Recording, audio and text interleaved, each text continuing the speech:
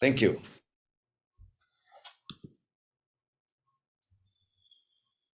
So, welcome again to our Day of Zen.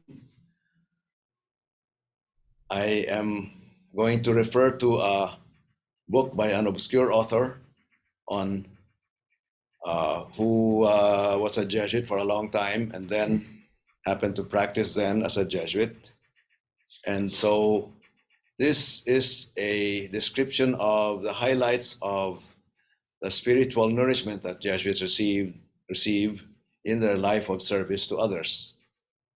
And this spiritual exercises is a fruit of the spiritual journey of Ignatius of Loyola, the founder of the Jesuits, who began his career as a soldier, a junior officer in the army of the Duke of Pamplona in Spain.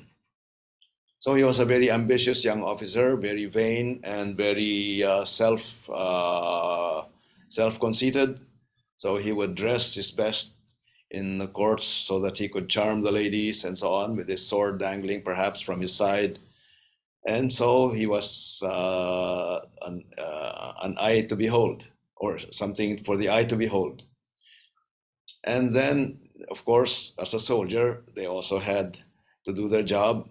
The Duke of Pamplona had rivals, so they had battles.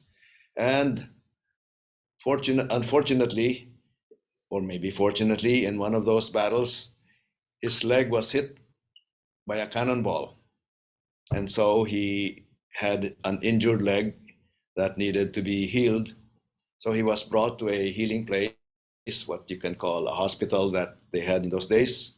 And he was confined for several months. And so he had nothing to do but while away his time reading romance novels. And in the midst of that time, when he had nothing else to do but read romance novels and then wonder and imagine about his future as a courtier, as a knight, and as getting promoted in the army to charm more ladies in the court, somebody also gave him a copy of Lives of Saints, and at the same time also the life of Jesus of Nazareth.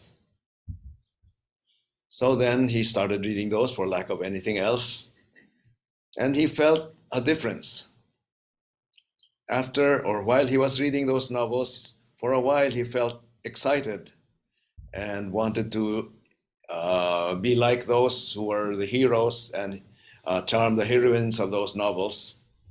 But then after a while, he would feel a little empty. He would feel a little something lacking. Whereas as he read the lives of saints with their lives of self-giving and their lives of generosity and their lives that really were at the service of others, he felt a certain attraction and he felt inspiration and he felt buoyed by that. And also, of course, of reading the life of Jesus, he felt a certain attraction to that kind of life that somehow gave him a sense of deep peace and deep longing that he also wanted to live that kind of life.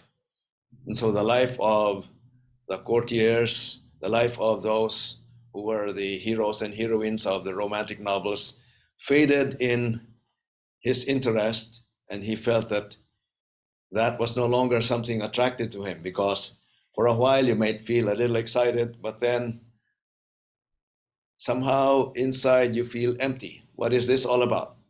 Whereas reading the lives of saints and reading the life of Jesus, he felt, this is a kind of life that really gives us true peace and true joy, and a life that is no longer just for oneself, but at the service of others. And so he felt very attracted to that. And so he began some exercises of self-reflection, looking at where the source of his unease and his anxiety was. And he realized that he had been putting his eye on the wrong path, so that he was being misdirected into thinking that he could be happy with success in the courts or success in military and so on. And he realized that that was really a very vain and empty and unfulfilling kind of life.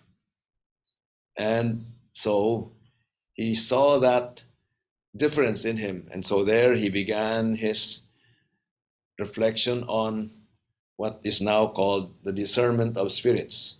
Reflection on my inner life so that I can discern what path leads me to deeper peace and deeper joy, as opposed to those paths that may be externally attractive for a while, but then only would lead to my own sense of lack, my own sense of defeat, and my own sense of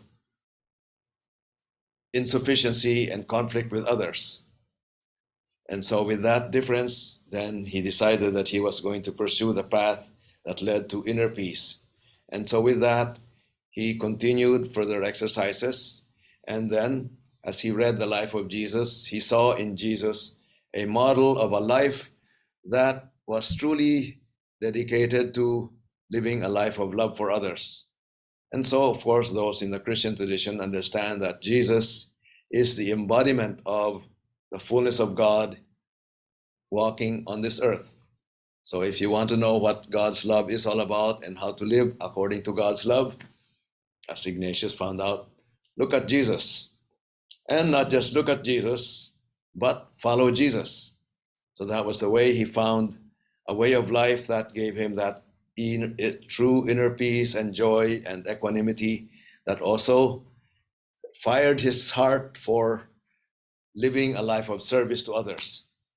And so he continued his spiritual practice, and he realized that he also had to give up his own vain ambitions about himself, about his own success.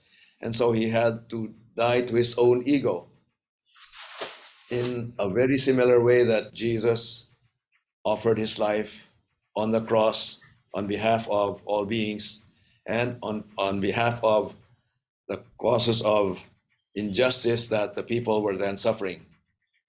Remember that one of the incidents in Jesus' life, in addition to those incidents where he was very kind to people, he was joining those who were undertrodden in the society, and he was reaching out to become his friends.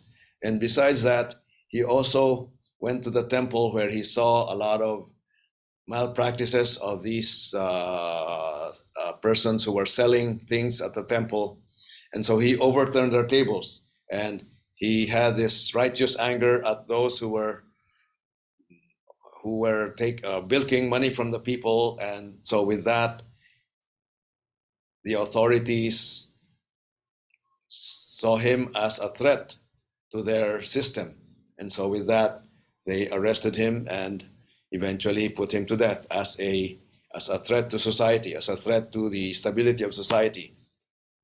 And so that willingness to sacrifice oneself for the cause of justice, for the cause of walking with the undertrodden, is what Ignatius also learned from the life of Jesus.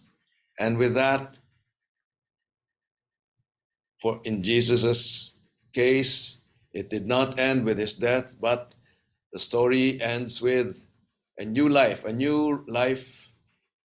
in the Spirit, a new life inspired by God's Spirit that will now be beyond time and space. In short, what the symbol of the risen Christ means is that we are called to live the newness of life, having gone through that surrender of our little ego and being able to live a life according to divine love, and looking at everything from the eyes of divine love and receiving that divine love profusely in one's own life.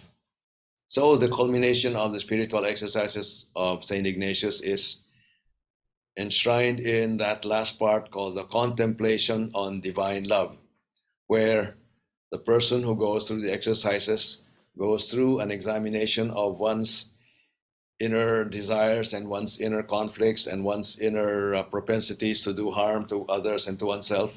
In short, in Christian language, to reflect on one's sinfulness and see that as something that is really not fit to live for one who seeks to live the life of peace and equanimity and joy. And so one then renounces that kind of life and asks for forgiveness for all the harm that one has done, and after that looks at Jesus to have examples of how to live a life of love, and makes that big resolve to be ready to give one's life on behalf of others, to give one's life for the sake of love. And with that, then one enters into a life that is now called the risen life, where it is no longer one's little self that dominates one's life, but now one lives in the light of God's love. And so in the Jesuit life, this contemplation on love is at the center of Jesuit spiritual practice, after having gone through the other stages of purification, and then illumination or enlightenment, and then union. So it's a life of union with divine love that someone who has gone through those exercises is now able to live, and that's for the long haul, for infinity and beyond, you might say. So looking at that, Zen practice does not have all of those minute instructions about looking at one's own inner faults, looking at one's own propensities for harm, and so on. But somehow, Zen is a very direct invitation to sit and be still in a posture conducive to stillness, breathe with attention, and allow the mind to come home to the here and now. And for Zen, that's it. The rest then is your own path, traversing that path, cultivating stillness.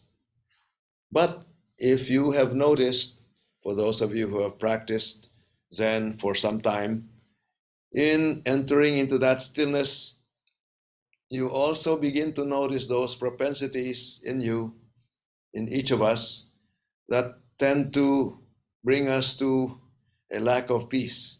And we notice those things, we notice those habits that somehow we feel, I should not be doing that. It's not good for others, not good for myself.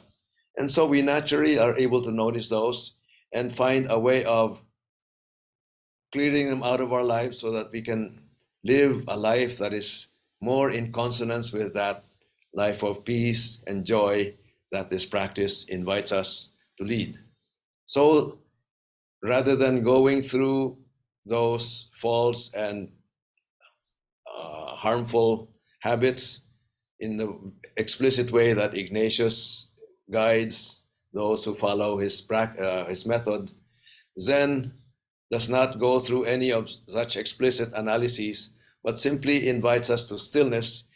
And yet in that stillness, that process becomes accomplished also, as if you're doing it right. So, and then as we go deeper into this practice, we also look for models of how to live a life of compassion, how to live a life of selflessness that leads to peace and joy in us, that enables us to really live life more abundantly on behalf of others. And so we have the examples of the Bodhisattva in the Buddhist tradition. The Bodhisattva is a being who is totally given to compassion for others and is ready to give one's life on behalf of others. So that is the life that the Zen practitioner is given as a model to behold. And in our own Zen community, we have Kannon, the icon of compassion in Buddhism, who is a female figure. In Sanskrit, it's called Avalokiteshvara, the perceiver of the sounds and sights of the world, in a way that there is no separation between the one who sees, the one who hears, and those that are heard, and those voices that are heard, and those voices and those figures that are seen, so that there is a sense of solidarity, so that the eyes and ears of Kannon are the eyes and ears of those who hear the sounds and sights of the world in a way that sees all of those as one's own. The gap between the seer and the seen is dissolved And so Kannon, the figure that hears the cries of the world, hears the sufferings and pains of all people in the world, takes those in her own heart as her own, and in response sends out hands and arms of compassion in helping and feed the hungry, helping in offering consolation to the lonely, doing things that are in the service of justice at the expense of her own life. And that is Kannon. And our own logo here is Maria Kannon, from a historical image that were taken by hidden Christians in Japan. And I won't go into the history of that. You have heard it, or you can see it in one of our essays on our webpage, why it's Maria Kannon and not just Kannon. Maria, or Mary, is the mother of Jesus, who stood at the foot of the cross when Jesus was there outstretched, dying, and she, as a mother, looked at him and bore all those pains herself, bearing with her son Jesus all the pains of the world, in a very similar way that Kannon does bear the pains of the world, and sends out hands and arms of alleviation of that suffering in the very concrete situations that those kinds of suffering would need for their alleviation. So in that regard, a Buddhist symbol of compassion and a Christian symbol of compassion merge in Maria Kannon. And that is the logo that we have taken, and that is also the model that we are called to undertake for us to live a life that will lead to our own inner peace and joy and a life of love and compassion for others. And so now, with that in our mental framework, the invitation is to sit and be still, and taking Ignatius's terminology, contemplation on divine love, what we are invited to experience is simply, from a Christian perspective, sitting there and basking in that divine love.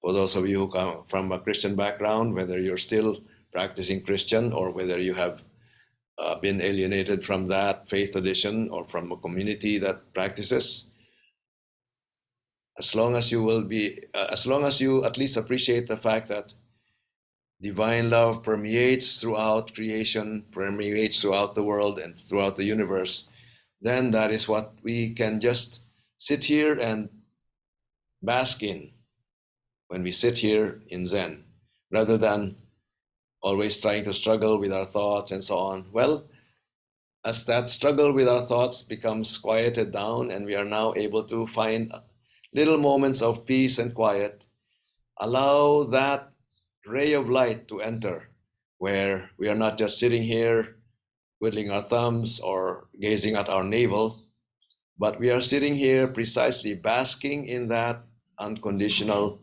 divine love that is also given to each and everything in this universe. And as we soak ourselves in that, we can also open our eyes and see that everything and everyone is also soaked in that unconditional love all at once. And with that, then, we are able to live a life with that nourishment from that source and no longer find the little egoic self as the controller of our lives. And we have dislodged that little selfish egoic self from its center place and now are able to let that unconditional love be at the core of our lives.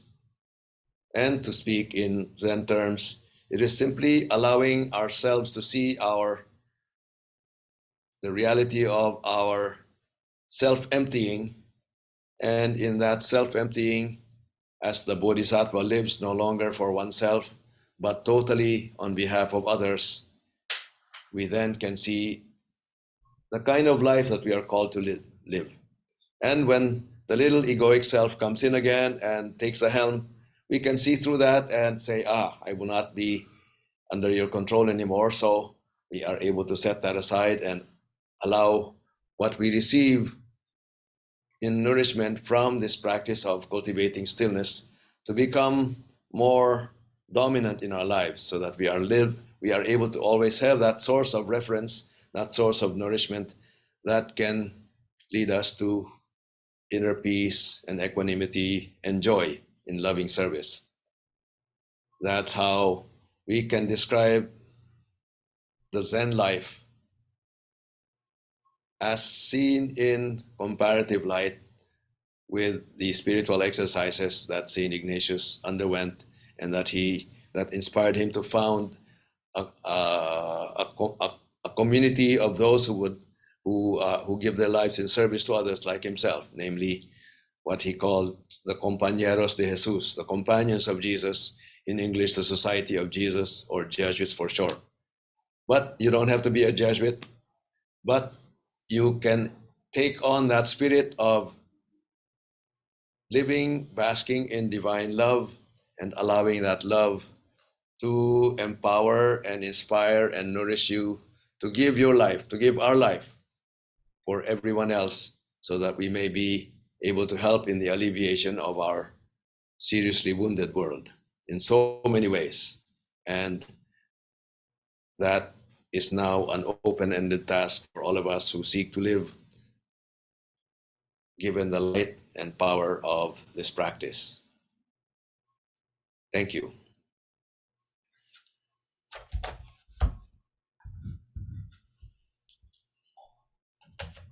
We will now chant after the Teisho, led by Helen.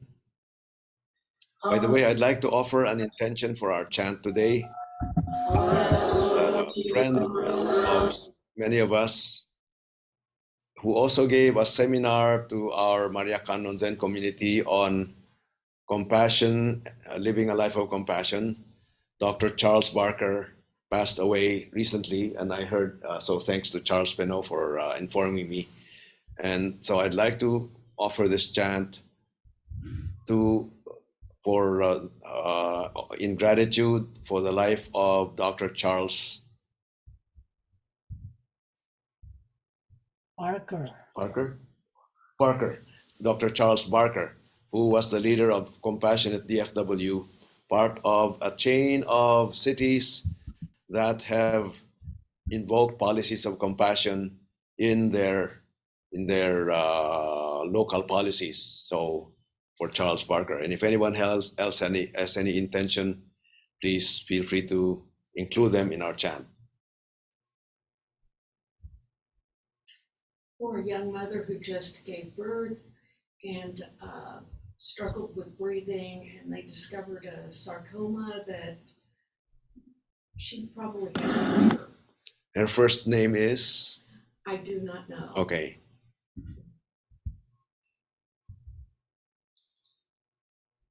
For these and all other intentions we hold in our hearts, we chant boundless compassion. Boundless compassion. As slowly world sounds awakens who are here. This Buddha, source of compassion. This Buddha, speaks only compassion. Buddha, Dharma, Sangha, just compassion. Blessed your heart always rejoices. In the light we call this, in the dark we call this. Moment after moment, the true heart arises. Time after time, there is nothing but bliss.